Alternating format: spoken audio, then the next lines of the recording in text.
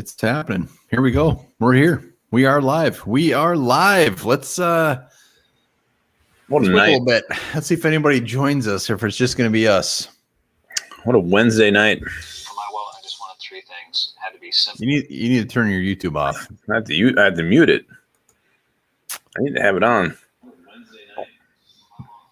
And that's not me.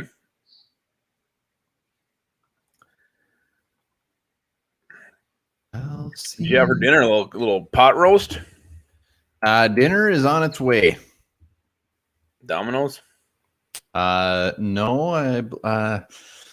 The old missus is bringing it from Duluth, so I don't know. She's going to surprise me. I guess I can't wait. Could be anything if it's from Duluth. Maybe some Italian food.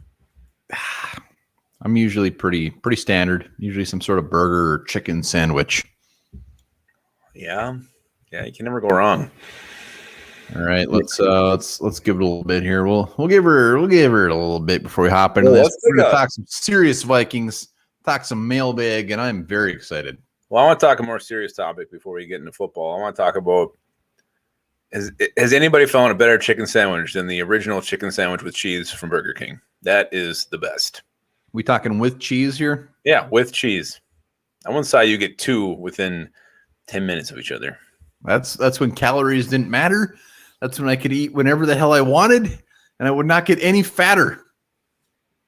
And I think we bought like Madden 98 that day. Oh, what a year. All right, we got some people. Venomous, my man. Where's he been? Venomous. Let's give with a little cheese. bit of a shout out. He is one of the originals back to the podcast days. Very happy to see you there. He is. And Big Play Slay, yes, with cheese. Number 7 with cheese, I believe it is now. He's been number 5. Now it's number 7.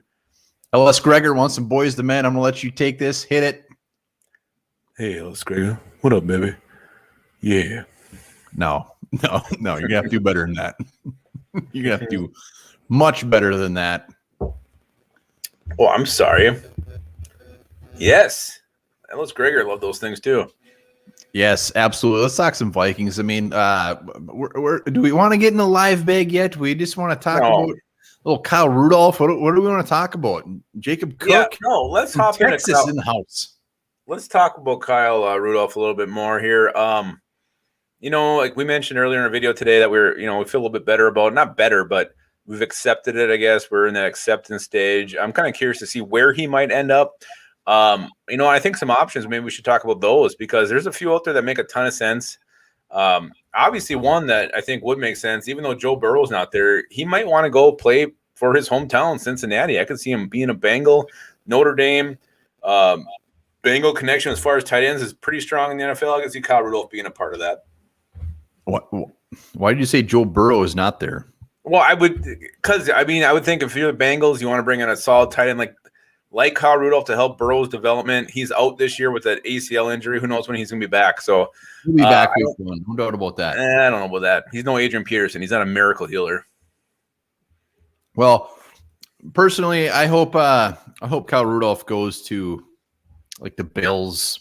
Go to Stephon Diggs. Go try to get that ring. Go to the Chiefs. I hope he's in the position where he can actually pick a little bit. Where all of a sudden he doesn't just sign with like the Raiders or someone just completely random. Well, hopefully he goes somewhere where we can get that ring because he's going to come back to Minnesota, and at least it'll give us something to root for if it's deep in the playoffs.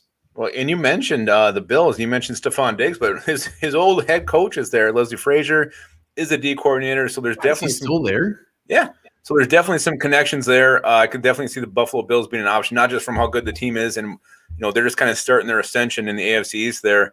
But just, with Stephon Diggs, Leslie Frazier there, I think that's something to think about. Jacob Cook says he's rumored to go to the Pats, which makes sense. But to me, the Pats isn't super attractive other than playing for Bill Belichick. And I do think his stats could get inflated. The Pats love utilizing that tight end. And Kyle Rudolph, as old as he is, 31 years old, I mean, he's still big, physical weapon. I think he could, his numbers could see a resurgence playing for the Patriots. Yeah, I just I don't get the Patriots. I don't get why you'd want to go there. They don't even know who their quarterback's going to be. He's going to have 4 catches for 8 yards. Let's just hope Rudolph goes somewhere, gets that beautiful ring, like little Matt Burke style, where he went to the Ravens, got that Super Bowl ring. So we'll see. I mean, if he gets the ring, great. If he doesn't, I don't know. It's just another slap in the Vikings' faces with one of their all-time greats not getting the ring in purple. Brian Westerland. Yeah, Brian Westerland can go to hell. You watch your tongue, sir, because he can go anywhere. Stay out of the NFC North. We don't want to root against Rudy, okay? No. Go to the AFC West. Go somewhere just completely random. But, Brian, I appreciate that comment. Again, you got another quarterback situation there. Who's going to be the quarterback for the Bears next year? Is it going to be a rookie? Is Troops come back? Is it going to be someone else? We'll see. I mean, if it's Deshaun Watson or, someone to get Russell Wilson in these trades that have been rumored, that would be a little more tempting if you're Kyle Rudolph. But to me, I think he's going warm weather or he's going for a championship. Well, let's hop into at least a couple of these questions. Comments, feel free to hit up anything Vikings talk related, because this is just kind of a wide open live chat here. So, but let's see what we got cooking as far as questions. We did a mailbag this week. We had some of our usual suspects, which we absolutely appreciate. Oh, yeah. But let's start off with a man that just goes by the name of DM. DM writes in, if by some crazy happening Justin Fields is on the board and the Vikings are on the clock, do we take him? Is he an option for the Vikings at pick 14? Could maybe a little bit crazy, but crazier things have happened when it comes to the draft. Well, I mean, are you talking crazy that he could be there, crazy that we take him, or both? Basically, what he's saying is if Justin Fields is there at pick 14, do the Minnesota Vikings hop all over that like you would hop all over some mildly buzzed up female back in the day? Well, a couple of things. The Vikings look at Justin Fields as a guy who can be their quarterback of the future. And I know right now the way things are, Mike Zimmer, he's not in a lame duck season, but I think it's do or don't. If he doesn't win this year, he's gonzo. Rick Spielman's probably in the same boat. That makes it a little more complicated, but if they actually identify this guy as the guy who can be a franchise quarterback, yes, you absolutely take him. And then you just, you hit defense hard the next few picks, fill in the O-line. But yeah, I think you almost have to if you believe he is a franchise caliber quarterback. Yeah, and Spielman in his press conference today, which Lupagus will be breaking down. Be sure to check that out.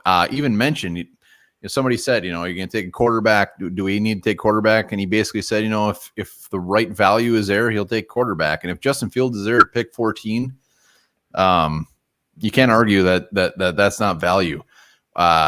It's kind of going against the grain a little bit as far as win now mode, which I think the Vikings are still in. I think Lupagus agrees. But if he's there, yeah, you have to take him. I'm all for it. I'm all for it. Yeah, there really is no other. You have to, and it's maybe not what you want to do. It's not your plan, but sometimes the draft. That's why the draft's so amazing. You never know what's going to happen. And the Packers never expected Aaron Rodgers to fall in their laps when they had Brett Favre there at pick 24 or whatever it was. So yeah, I mean you got to pull the trigger. You have to pull the trigger, and if that trigger is Justin Fields, then damn it, you do it. Oh, I don't think there'd be a single Vikings fan who'd be crying over that. It would be weird. I'll say that. I mean, it'd be like, holy shit, nobody expected this. But I think we could. Hey, Philly podcast in the house. Hey, I hope my mic's working this time. I'm still a little upset about that. I'm still a little upset, but that was a good time. Make sure to check out the Philly podcast. They're a couple of fun guys. Like they're mushrooms? No, that was the worst joke ever. All right, Robbie writes in, should the Vikings consider trading or cutting Mike Hughes? Mm-hmm. We've had this one a couple of times. Mike Hughes seems to be the question mark. At this point, he's borderline bust. There's no doubt about that, but he's in the last year of his rookie contract. Lupagus, do we trade him? Do we cut him? Do we keep him? What's your thoughts? I think you look at trading, but I don't think anybody's going to trade for him. This guy's so injury prone. I don't know what you'd possibly get for him, a 2025 7th rounder. Number one, you got to check with this guy and see if he even wants to play. Does he want to jeopardize himself? And the reason I bring that up is he's had 2 serious neck injuries, and you don't want to. The neck is one thing you don't be messing around with. That that's scary. The wrong hit. Who knows? Maybe you're paralyzed the rest of your life or something like that. So. If he does play, personally, I'd like to at least bring him back, give him that cornerback 3-4 spot, let him be the returner, and then let him work his way. He's got to make the team number one. You don't give him anything, and then give him that spot. He is a veteran. He's a veteran, but he's missed a lot of games. But he's played Mike Zimmer systems. He was there studying it for years. He can help these young guys out. He's already on the roster. He only costs like $1 million. So if he wants to play, he's healthy. I say, why not? I would bring him back. Yeah, I mean, at this point, they kind of have to. He started 7 career games at cornerback.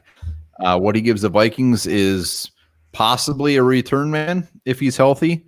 I think he's on the hook for like $3 million this year. If we cut him, we only save like $1 million. So you got to bring him back. There's no way around it. Even if we wanted to get rid of him, it makes no sense. So Mike Hughes will be here barring something in the offseason where he just calls it quits. Because like you said, neck injury, very, very serious stuff. We'll see what happens. At this point, Mike Hughes, yeah, he's a bust. And it's not fair to label that because it's because of injuries. Coming out of college, where he was drafted, the pick was justified. He probably shouldn't have been there. I mean, he was kind of that guy that was always around the early 20s to – the Vikings got him at what, 20? It was mid-20s. It's 30. 30? All right. So it was justified, but they're going to bring him back. They have to. Nobody's going to trade for him. Honestly, I'm putting a percentage. I think the percent is higher that he actually retires than he comes back. But, yeah, we'll see. I would welcome him back. Why not give him one more shot and make him your return man? And then you got that position solid because he did show he could handle those duties. So, you look at what we have now as far as a return man goes. I mean, it's horrifying. There's really nothing. So I would bring Mike Hughes back. There's no way he's going to surpass Dantzler or Gladney right now. But yeah, third, fourth option, I would be fine with that. All right, let's and if you guys have any questions, be sure to fire them in the comments because we got quite a few questions in the mailbag. So it's a full sack all right. Today. What's that? It's a full sack. It's a full sack. And hopefully by the end of this, it will be completely drained. Drained all over all over Lupagus's belly. All right. Early pre-draft and pre-free agency predictions for next year. SSM Creations, one of our favorites, no doubt about it. And he is here tonight. Thank you for joining. He says, I'd love to say something like 12-4. I think he might be drinking a little bit of purple Kool-Aid. But he also says, but the Vikings have a tough schedule this coming season. What do you predict pre-draft, pre-free agency for next year? Well, this is what I hate. I hate when they release strength of schedules in March. You don't know. The free agency hasn't even started yet. The draft hasn't even started. Teams get hot. Teams get cold. People get hurt. I don't even look at the strength of schedules. Here's the thing you should look at. Mike Zimmer in odd years does better than he does in even years. So yes, the Vikings are going to be at least 10-6. I'm going to start with there and only go higher. But it's an odd year. Zimmer rocks odd years, and yeah, they're going to be just fine. So you said 10-6 or higher? Yeah. All right. Well, the way I look at it, Vikings are coming off a 7-9 season. Yeah, but how many of those games were lost on the final drives? You didn't let me finish, sir. I know. I'm a little appalled right now. 7-9. I mean, yes, we didn't have Michael Pierce. We didn't have Daniel Hunter. We didn't have Anthony Barr for most of the season, which is he back? Is he not? That's a big question. Justin Jefferson will be a year better. Dalvin Cook. I mean, we got a lot of things going for us, but I can't get too crazy until they prove it on the field. We haven't seen Michael Pierce in purple yet. So I'm actually gonna float around like the 9-7 area. So I think we'll be better, no doubt about that. I just can't say a whole bunch better until we see it. Well, and someone brought up something interesting in the comments a little bit ago. I saw if this thing goes pear-shaped, if we start out 1-5, 2-4, the whole thing might just implode. Zimmer could get fired. Who knows who gets promoted to interim coach, and I think the whole thing could collapse. So there is a strong possibility of that happening as well if things just don't start out hot. So I think it can go anywhere from a strong winning record to a complete shit show. Yeah, and we got a question about that. So this is just fantastic. Another question we got Coming as far as the draft, would you rather take Darrisaw or Vera Tucker at 14 if we were going offensive line, and obviously if the other guys were off the board? Yeah, well, I think I made it very well known how I feel about taking an offensive lineman at pick 14. But of those two, if I, gun to my head and I had to pick one, I would pick Vera Tucker, just because to me, tackle isn't even really a need right now. You have Riley Reef, who I think they're going to bring back. I don't think they're going to flat out release him. I think he'll come back. Either just going to pay him or they're going to restructure him. The guy was amazing last year. You also got Ezra Cleveland, who could slide over left tackle. So why would you replace that in a year where you have to win with an unproven rookie like Darrisaw? So to me, that makes no sense. So I think Vera Tucker is a much more logical solution. He has experience playing guard. He can take over the left guard spot. Maybe potentially he is your left tackle down the road because he can play left tackle as well. So to me, Vera Tucker would make more sense than Christian Darrisaw. Though I do like Darrisaw, especially when he was talking about how he's going to kick everybody's ass and then tell them that he's doing it while he's doing it. You know who's kicking ass? Who's that? Fucking Venomous. What's with this $9.99 thing? Venomous just chucked us $9.99. He is the man. Like I said, we knew it was coming. We knew it was coming. He's been one of the OGs from the start. Greatly appreciated. Thank you for that, Venomous. What a guy. And yes, he says, get some beers on my brothers, and we absolutely will. He has been one of our favorites since day one. So thank you for that. Greatly appreciate it. Great guy. It's a really great guy, too. It is. And no pressure, everybody else that's here. So I'm just saying. Yes, no, I agree. I don't know where to land on this one. Vera Tucker, we need a guard. He can bump in to play guard. Darrisaw is a tackle. So I'd be torn on this one. If it got to this point where we were taking an offensive line and it was down to these two guys, I couldn't get mad at each one. I couldn't get really overly excited about each one. It's just kind of one of those picks where it's like, all right, makes sense. I can't wait to see what round 3 brings. And here's the difference to me. If Mike Zimmer was in year 2 and he's going to be the coach the next 3-4 years, yeah, then you take the left tackle. No doubt in my mind. But if you have to win now and you're looking to fill holes, you're looking to fill needs, then I think you've got to take the guy who helps you out more, and that's Vera Tucker. In year 1. Yeah. We said it all. He would be a huge improvement. Hopefully it doesn't come to that point, but we'll see what happens. All right, let's see. So another question comes in. I saw a mock draft where Vikings took Jamie Newman in round 3. What are your views on him? And is this a reach? Do I get honors this time? I mean, I'm really waiting for you to tell me I get to go. Yeah, you start. I got to run to the fridge quick. Jamie Newman in round 3 would make me vomit up every beer that I had so far. And I'm not saying Jamie Newman isn't worth that 3rd round pick. Jamie Newman is a big old question mark, no doubt about it. He's raw. He coming into the Vikings, it would be probably a good situation because he wouldn't be stuck going out there day one to play. But we don't have a 2nd round pick. So to go from our 1st round pick and no 2nd round pick at this point, barring a trade, to a quarterback project in round 3, that I think Newman is probably a good size project, that is disgusting. And I don't like anything about it. Oh, don't get me wrong. If we got my boy Jamie Newman, no matter where, I'd be happy. But round 3 is a little early for me. I see him as more of a 5th round option. I like the fact he's got a strong arm, pretty accurate ball. He can move. He can make plays with his legs. Gives us something a little bit different.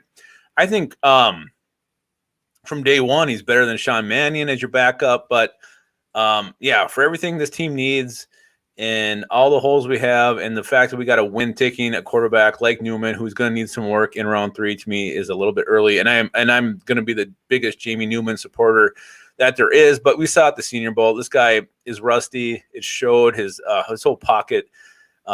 His internal clock was way off. He was not sensing pressure, didn't know when to get rid of the ball. If he ever had a step on the field in 21, it would be an absolute disaster. So I would wait a little bit on Jamie Newman. Yeah, I mean, round 4, we have about 9 of them. We'll end up with about 9 of them, barring trades, compensation. I'd be okay with it, but I still wouldn't feel that great about it. And Venomous, just because he gave that big old hot dog, he's right. He wrote in that he'd call us hung the hell over, and it's true. You could tell he was hung over. But he would still crack. I mean, he'd be cracking something at the end of it, though. Yeah, and he would have no issues cracking a beer. Again, be sure to get some comments, throw some questions out there as we rifle through this hot mailbag. Who asked the Jamie Newman question? I believe it was Ellis Gregor, and I think he's Ellis here. Gregor should just get the hashtag sauce for asking that question. Gregski, if you're here, you let us know. Let us know, and he wants us to sing. He wants us to sing bad. Jesus, we should just make a mixtape. Yeah, that'd be horrible. Hey, all right. The magic on those tapes were ours. Magic on those tapes were ours. Robbie writes in, would you consider picking Surtain or Farley or even JC Horn if they were available at 14? If they were the best player on the board and, there wasn't an edge rusher, there wasn't some crazy ass guy who fell to us. Yeah, I think it's definitely in play. Why not?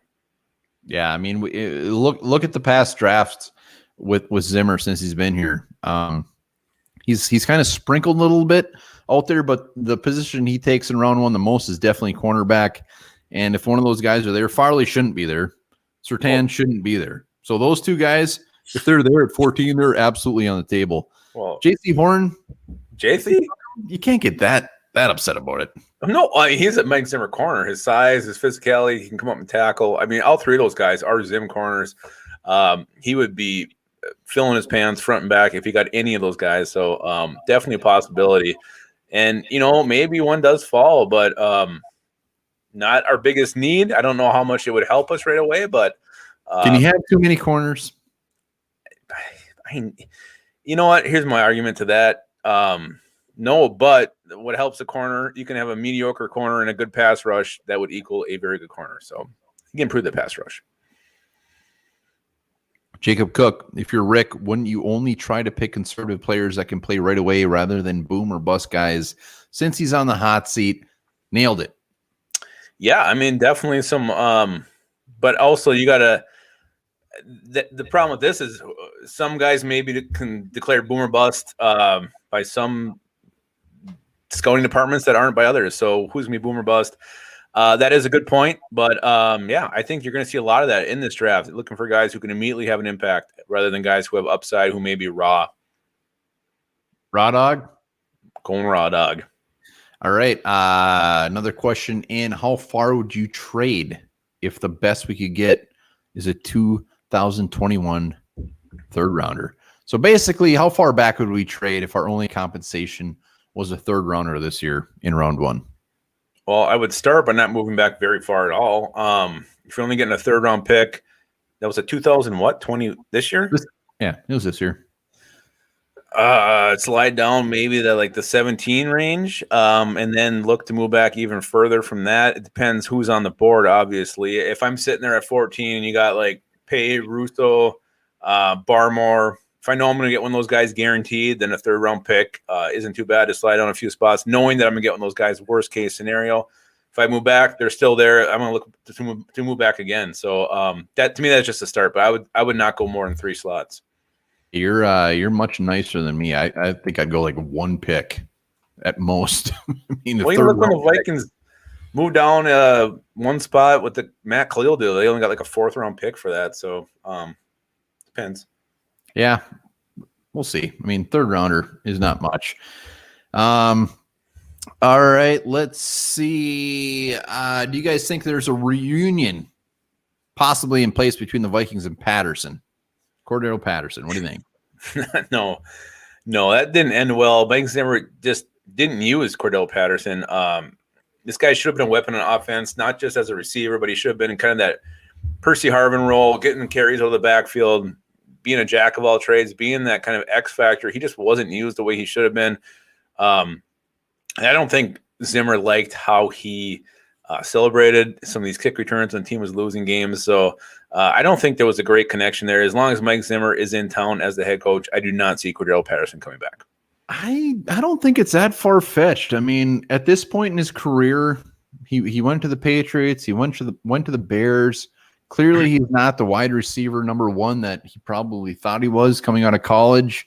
he's just a return guy and kind of a gimmick guy that you can have a little bit of fun with. So I don't think it's that far fetched. Do I think it's going to happen? Probably not. But it fills a need. I'd love it. I would actually love it.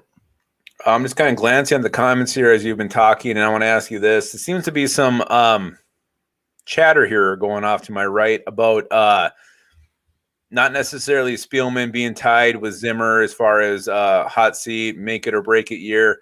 What's your take on that? Do you think these guys are tied together, and if the Vikings decide to move on from Zimmer, that they will also move on from Spielman?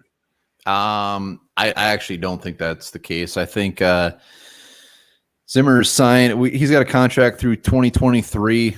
Spielman has proven his worth. I mean, yes, he has some issues there, but no, I think if we got rid of Zimmer, I don't think that necessarily means that they would absolutely have to get rid of Spielman. I think Spielman has proven his worth, especially when it comes to bargains in free agency and the NFL draft. So I'm not buying into that. Well, I don't think it means they will necessarily, but I think if you're going to start with the head coach, I just think Spielman's been here since 2006 in a role. He hasn't officially been the GM that long, but why not just start over? I think if you're going to get rid of one, why not get rid of both and just start new? See what that gets you. That's not polite. I'm not saying as a knock on anyone. I can't argue with most of Spielman's picks. I would have made very similar choices a lot of these times. So I'm not knocking them, but I'm just saying if I'm the owners and I'm going to move on from Zimmer, I might just look to start the whole thing over. Well, that's depressing as shit. Well, it is what it is. All right. This is depressing. Well, maybe it is. Probability that Trader Rick sticks a pick 14 overall in round 1. Still not going to give me the mic?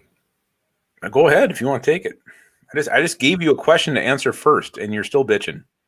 That's what I do. I'm good at it. I know. I'm never happy. Well, you made up that question, by the way. As far as Spielman staying at pick 14, here's the way I see it shaking out. I think a lot of teams in round 1, especially in those top 15 to 20 picks, their best case scenario is to trade back. So I think a lot of teams are going to be on the phone. I think a lot of teams are going to be trying to get back because there's going to be players after those first like 8 or 9 that are just kind of a big old mixture, big old stew. So I think they'll try to trade back. It's just a matter if they get any suitors. The way they trade back is if somebody weird falls, a Kyle Pitts, a Trey Lance, one of the receivers, or an offensive lineman like Rashawn Slater. It's just a matter of getting that team that wants to hop above like the Patriots to get them. So I think they'll try. When all is said and done, I think they will actually pick it 14. It's hard to say. I think it depends on who's there. If there's some guy they didn't think they were going to get or the guy that they want is there, I think they'll pull the trigger. I don't think they're going to trade back just to try to get that second round pick back. I don't think that's really in their head, in their mind frame, in their mindset at all. If anything, you have enough picks to move back up into the second. So if someone's there that you want, I think they can go ahead and package picks to get up and get them. So yeah, I'm going to say it's more likely they make a pick at 14. But again, to me, it all depends on who's there. And like you said, if it's somebody, but if Kyle Pitts or Trey Lance is there, to me, those should be the Vikings picks regardless, because those guys are, to me, 2 of the best players in this draft.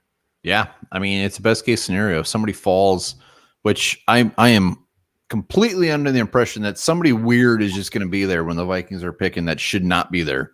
Whether it's a need, whether whatever it is, I think somebody's going to be there that nobody's expecting. And it's just because the draft it's a crazy year. It's just a matter if they want them or they try to trade back. So I can't wait. I can't wait for draft day. Want him? We got him last year. 4th round, South Carolina. He's going to have probably 5.5 sacks next year. Wow. I like that. I like the sound of that a lot. I like that quite a bit. I like the way you're put together. Thank All you. right. And next up, where do we want to go? I don't know. You got the questions in front of you? All right. Non-draft question. What do you think Zim has to do at a minimum to keep his job pre-bye next year and at the end of the season? What does Zimmer have to do to keep his job? Do we know when our bye is? I'd even take that out of the equation. What does Zimmer have to do next year to keep his job? You got to start hot. I think you got to be, I even think 4-3 makes you safe, and that's worst case to me. So you got to start winning. You can't go 0-5 again. If that happens, he's gone. So I think if he's sitting like 4-3, 5-2, at that 7-8 game mark, then I think you're fine.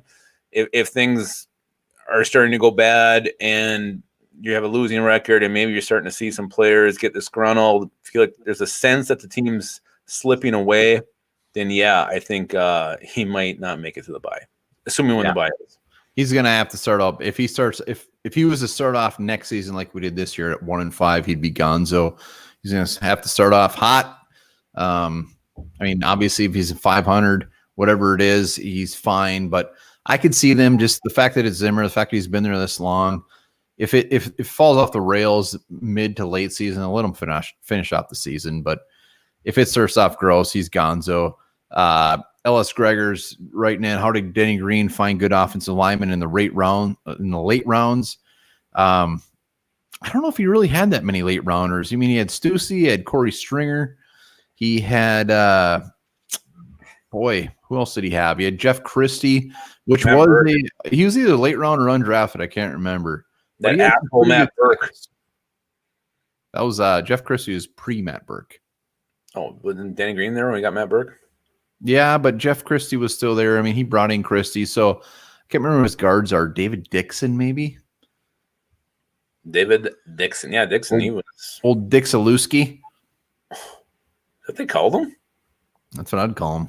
David Dixon. I got to say, David Dixon is one of the more underrated Vikings offensive linemen. He was there for a couple of years, and I believe he was a right guard, and he was fantastic. Yeah, he was. He was ginormous. Question here. I'm not really a question, but see some guys talking about pick 14 here. I'm just kind of curious. I want to know what everybody feels about Christian Barmore. Would you be upset? Here's a guy you see. I've seen him going earlier than 14. I've seen him going at end of round 1. Keep talking. I'll be right back. Very decisive player. He fills one of our biggest needs, penetrating 3-tech defensive tackle. How would you guys feel if the Vikings just flat out took him at pick 14? I mean, filling one of our biggest needs. Would you be okay with that? Would you be pissed off? What are your thoughts on Barmore at 14? I'm waiting to hear anybody. Christian Barmore, do we love him? Do we hate him? Yeah, I agree. SSM Creations.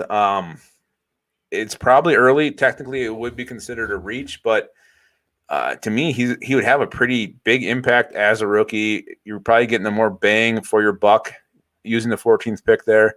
If you can trade back and get him, that would be all the best. But I mean, who knows? You can say the same thing about Garrett Bradbury when we took him. Was he really worth the 18th pick? I don't know, but I would be fine with Barmore.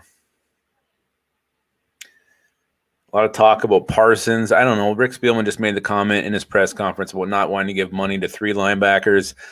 As good as Micah Parsons is, would they really commit that much money to the linebacker position? And the weak side linebacker position hasn't really been a huge factor in Mike Zimmer's defense in the past. So we'll see. And Parsons, you can do different things with. You can put him up as more of an edge rusher too. So we'll see how that shakes out. Yeah, I also had questions about Kevin Williams. Like, I was pissed off when we took him, Brian Westerland, and I was wrong. Who did I want that year? That was the year of, like, Jordan Gross, Byron Leftwich. What's his name? From the freaking Terrell Suggs. I went Terrell Suggs. We took Kevin Williams after not getting our pick in. I was irate, and boy, was I wrong there. Yes, Jeff Wright. This is a visor. I found it hanging on my decorative tree in the sauna room. Now I'm wearing it just for you. Maybe Pick and Shovel should make some visors, Jeff. Hey. Oh, Jeffers, good to see you. Tough luck today on that Joe Mauer card. We don't want to go into detail, but he knows what I'm talking about. Tough luck. Ooh, Jacob Cook, good point. Barmore would also make Kendricks better. Can Kendricks actually get better? Is it possible? Kendricks? Yeah, he can get better if he has a supporting cast. Last year, he was out there with Todd Davis and Troy Dye, who looked like not even a starting kicker. He looked like the practice squad kicker. All 3 of those guys were dancing down at Party Boys. Oh, look at this. Freshly delivered. From the Milkman? Milkman. Very familiar with my wife. Oh. Please, Julian, I have a name. My name is not Visor Guy. Hey, welcome to the One Bar and Visor Guy show. And yes, I do wholeheartedly agree that Visor looks like it's been ran over by multiple vehicles. And yes, Jacob Cook, Andre Patterson would coach Barmore up, and he would be worth that pick. I think Patterson could coach Lupagus to be, I don't know, a fringe All-Pro player. He couldn't coach up Jalen Holmes. He jury's out and Fidio Denebo. So maybe our boy Patterson, maybe he's a little overrated. I'm sorry. If you can take Shamar Stephen pre-Seattle Seahawks and you can take a Denebo and make them the guys they are, Patterson is the man. And Jeff Wright, I'll never fall into your peer pressure. Oh, Jeffers, our main man. Get your butts over to pickandshovelware.com right now and check out some of that gear. And that is where, as you know, because we talk about it every damn episode, that's where that Klein Saucer signed print comes from. So let's get to 2,500 subscribers. He hand drew that after having 17 cups of Jameson. Yeah, he gets into some stuff. All right.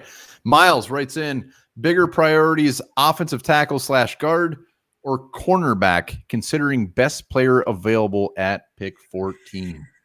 If you're okay, I'm going to take this one because if you're basing on strictly need and you're going to look at, I'm going to take tackle out of the equation and guard corner, then it's got to be guard because our guard play is horrible. But here's my counter to that is that our O-line was shit last year, but we still were one of the best offenses in the NFL. I think we were 3rd or 4th overall. So if we were that good on offense with a shitty O-line, to me, that just says focus on defense. Let's get the defense better. And Kirk Cousins is durable as hell. This guy's got a big old thick ass, wide, childbearing hips. He can take a pounding. He's proven it. He's like the Bumble from the Rudolph thing. He can take a fall and he just bounces back up. Bumbles bounce, and so does Kirk Cousins. I don't remember Bumble from Rudolph. The Bumble? That's the thing Yukon Cornelius attacks? Huh. Oh, really? That thing's called a Bumble? I thought that was the Abominable Snowman. He's also called the Bumble. Well, Jeffers, who this hat came from, appears he is logging off. He says later, so I appreciate you stopping by for 2.5 minutes. Old Jeffers. As long as he's ever lasted. Yeah. I know a story about him in some long grass outside of a hot tub. We won't get into that, but I'm not on the offensive line train in round 1 at all. Like I said, if they took Rashawn Slater, fine. I'm not going to get excited. I'm not going to be popping beers because of Rashawn Slater. But if it's anybody else but him, and we don't trade back, I'm angry. I'm pissed off. And hey, let's not. I mean, I do want to say, like I said earlier, but if we're not in the situation we are now, where I don't feel like we have to win, then I feel like we're in a can't lose spot at 14 because you're either going to get an elite offensive lineman prospect or a hell of a defensive player. So, but right now, I feel like we have to get someone who can help us out right away on defense. Well, I think that should be the theme of this year's draft. Players that can help us out day one. This is not a draft to take guys that maybe help us out in 2 or 3 years down the road. Zimmer knows better. He's smart. Spielman knows better. He's a smart guy. This is the year we actually could possibly trade up just to get guys, impact guys that start week 1. Because if they can't do it again, we're all in. Yeah, and no. Marker just said that Dakota Dozier should be a janitor, and that is really rude. No, I like what who said it? Westerland. No, who said that? It was SSM Creations. Put Dozier on defense. He could be your 3 tech because he has shown a knack for sacking the quarterback. He was good at it. He was pretty close this year with Ngakoue as far as the most sacks. So I hate the fact that he's right, but he's right. It sucks that he is, but it's true. All of it. All right, let's see. All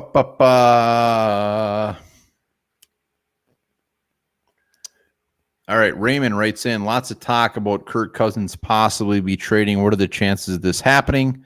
And what could they get in return draft value for him? I don't think it's going to happen.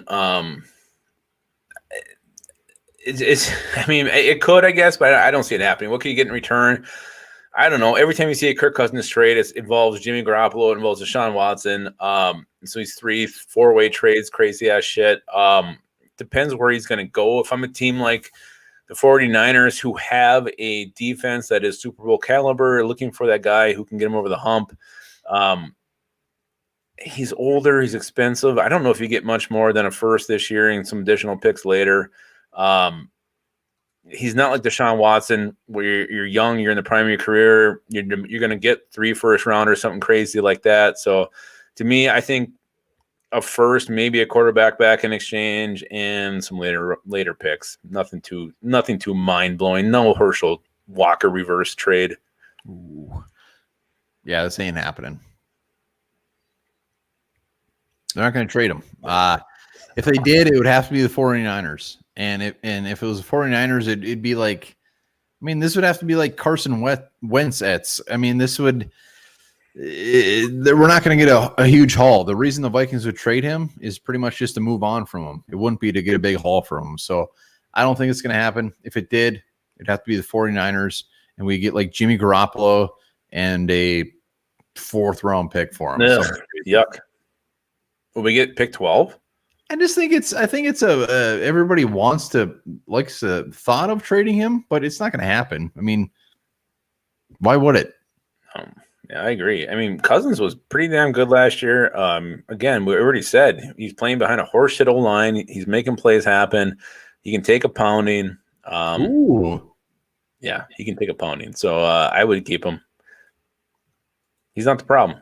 Kirk doesn't get the love. We're kind of on the Kirk Cousins train. So, all right, this is a little bit of this might take you a little off guard here. So if you need to think about it, so if he could pick 3 free agents, 1 premium player, and it is a very detailed question, 1 premium player between $12 to $15 million, 1 solid player between $5 to $8 million, and 1 just kind of old crusty vet from $3 to $5 million in free agency.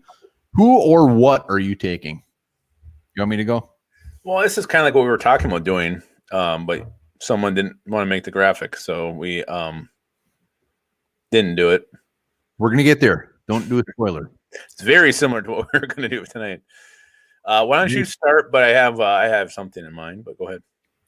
Well, I mean, the way this question is thrown out there, it appears that salary cap isn't an issue because we get 3 tiers. We get the big boy up to $15 million. So when I see that $15 million, it's Brandon Sheriff. I mean, he's a top guard out there. Guards, I mean, $50 million for a guard is pretty steep. Do I think that's going to happen? Absolutely not. As far as this question, that is definitely my answer. It's our biggest need. One of our biggest needs, I should say, and it fills a huge gap, and he's probably going to make somewhere around there. So Brandon Sheriff's my one guy. When it comes to the solid one, where it's $5 to $8 million, I'm going Shelby Harris, defensive tackle from Denver. I think he's going to be right on that cusp of the $8 to $9 million. Throwing him next to Michael Pierce gets my Peter Parts a little bit bigger, which excites me. It'll be interesting to see what he actually makes out there. I could see somebody overpaying for him. And when it comes to the $3 to $5 million older free agent guy that won't wow anybody, I'm going back to a previous question. I'm going with Patterson, Cordell Patterson. Bring him back. Give us that return guy. Give us that number 3, number 4 wide receiver. Maybe throw him in the backfield. So those are my guys. Yeah, I'm not going to get as specific as you did, but I was thinking Joe Tooney first. Another guy, a guard, top market kind of a guy who can come in, start for you, be an answer at guard, a solution that you can rely on, that you can count on. To me, I was thinking when you come to D tackle, I was thinking the same position. Maybe I was looking more like a Quan Short. I don't know where he falls into that range. I don't feel like he's going to be as expensive as the $8 to $9 million, but I don't feel like he's going to be bottom of the barrel. So maybe somewhere in between there. But I would like to see a veteran D tackle. As much as I love Christian Barmore, I just trust more one of these guys who've done it in the past. And why not take a shot, a gamble on a guy who's coming off an injury plagued season, who's done it in the past, looking to prove something. Why not go after someone like that? Again, Cordell Patterson, I just don't see it with him here. I don't think it's going to happen. I think that that relationship is there's just too much scornness. It's full of scorn. So Michael Scorn? Michael Scorn. Detective Michael Scorn. So you're right. Take on it. But that's what I stand. Well, Mr. Smiles, Mr. Smiley, how could it be true? The things they say that they do. Mustard plug. Yeah.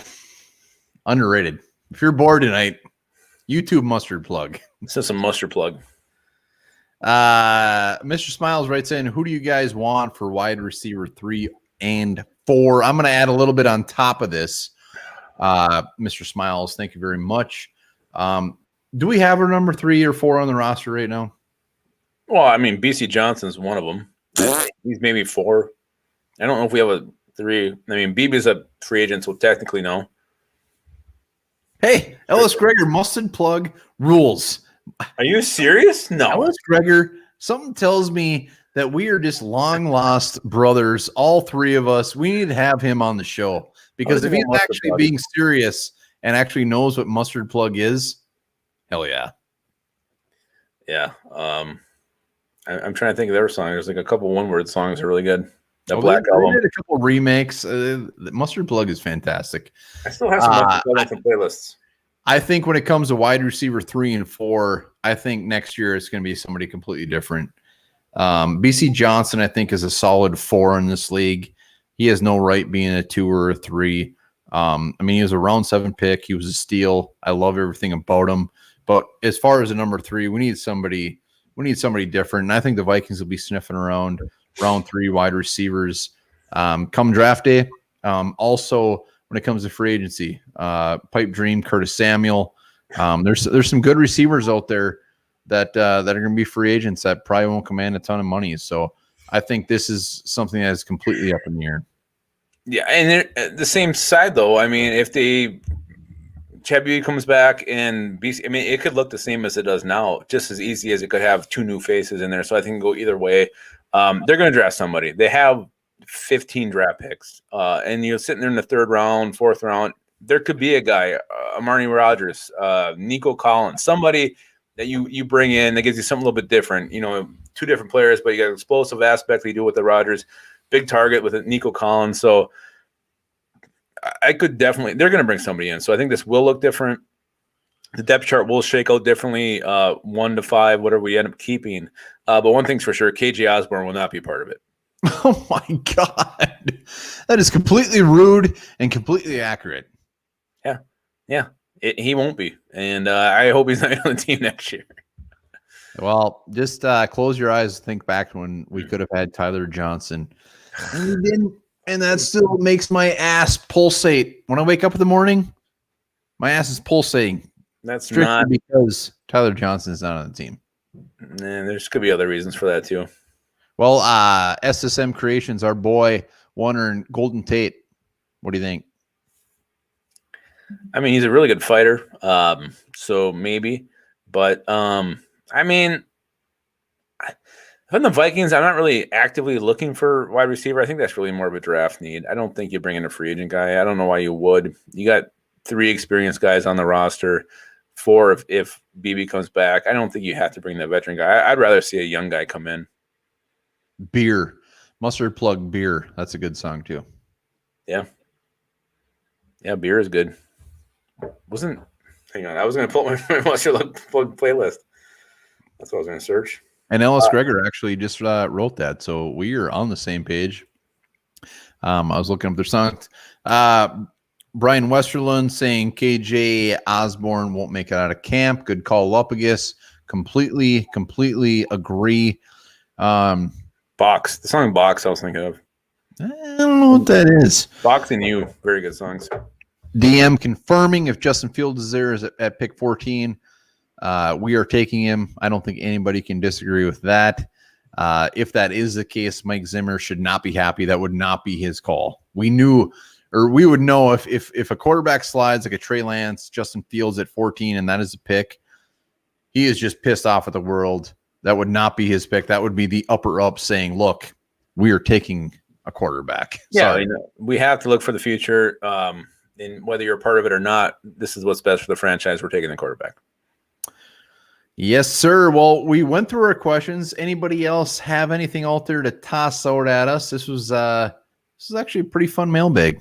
Yeah, I like what Mike Sullivan says, the first part of it. I think 14th pick, I think it has to be. I still think defensive end is your front runner. Kwity Paye, Greg Russo. I think those are the two that are most likely to end up in purple. I mean, to me, my parts get tingling. I think Daniil Hunter on one side, Greg Russo on the other. To me, that's my number one option right now. I know you're not on the Russo bandwagon like I am, but right now, that's who I want. That's my crush. Greg Rousseau is just one of those guys. If we take him, you can't be upset about it. You can get a little bit excited just as fact what he brings, but he would probably be. Oh, there's risk. I'm not going to lie, but you're picking 14 in a draft that has nothing but question marks. Guys who didn't play last year. You don't have a ton of tape to go off of. Why not take a guy with a super high ceiling? So that's. If you're going to do that, I think this is the year more than any other where you make that choice. Yeah, this is the year. We're at this weird point in Vikings land right now where it's shit or get off the pot as much as you don't want to hear it. It's either we're going to make a run or we're going to completely suck again. And if we do, it's going to be a full-blown rebuilding mode in 2022. And that sounds absolutely horrible, but maybe that's where we need to be. Well, I just saw Jacob Cook, right? If we resign Manning, I'm blackout, buddy, because it's probably going to happen. Sean Mannion? Yeah. I would be more surprised if he doesn't come back. Yeah, it'll probably happen. And what do we got shaking for the rest of the week here? Tonight you're going to rip off you're going to take a look at Rick Spielman's press conference. No, I'm going to do more than that. Your thoughts on that, right? I'm going to take off my shorts. I'm going to do a naked cannonball right in the middle of that thing and splash all over the place. Oh, that's water sounds dirty. Tomorrow we're doing an interview with Draft Diamonds, one of the best damn sleeper sites out there. They've been around forever. I'm actually looking forward to that one. Looking at some guys that we can get in the later rounds that are sleepers. What's on your brain? Well, I'll be on Saturday with Midge and the hell are they called? From Britain, Midge and the Keg podcast, going overseas, back to that country we stole, England. Yeah, I can't wait. I can't wait to hear that one. Yeah, it'll be something. I'm excited. DM, quick chances the Vikings fix the offensive line. As far as fixing it, they're going to address it. Whether they fix it is one question or not. They've appeared that they're not very good at fixing offensive lines. That's the problem. That's another reason why I don't want a first-round offensive lineman. Rick Spielman's track record just isn't good. Yeah, he found Brian O'Neill in round 2, but Bradbury, there's question marks. Drew Samia was a miss. Pat Elflein was a miss. I don't miss. You're being a little nice on that word. I was being quick because I thought we were wrapping things up, but Spielman's track record is not great when it comes to drafting, especially interior offensive line help. So, well, God, even tackles Matt Khalil. I mean, he had one good year, then he was shit. So that was something that makes me nervous. So I'm just I want to go defense early. Yeah, I'm completely on board with that. I think that's what will happen regardless of position. They gotta beef up that defense. They gotta improve it, and that's where we're at. So let's wrap this up. Wednesday live. Every damn Wednesday, we're going to be here. If you're not subscribed, make sure to subscribe because these coming months are going to be very, very fun. Free agency, draft, weird special guests that will hopefully make people uncomfortable. I can't wait. Really? Are we going to get my dad on here? I hope so. It'd be great. He could just sit up in the corner and watch us. No, we'll give him some Windsor. We'll get his analytical mind going. Probably shit his pants. Yeah, he might. Maybe not. Never know. Raymond Hoagland. In the house, loves us. What a name! Love you too. I don't think he said he loves us. I could feel it in his comment. Wow. All right, we good? Do I have a fact? I think I have a fact. Let me get a fact. You do. Everybody's waiting for it. We're very excited. I just emailed myself a whole bunch of new ones, but I don't think I have any right now. Here's one. When the male honeybee climaxes during sex, his testicles explodes and he dies. I cut you off there. Say that one more time. So when the male honeybee climaxes during sex, his testicles explode and he dies. Great. It'll be with nuts.